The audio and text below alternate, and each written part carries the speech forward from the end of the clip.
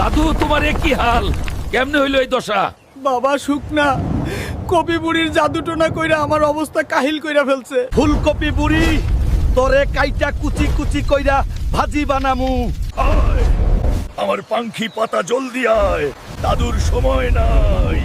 হারামি ফুলকপি বুড়ি, অহন তোর দ্বীপেই আসতাছি। তোর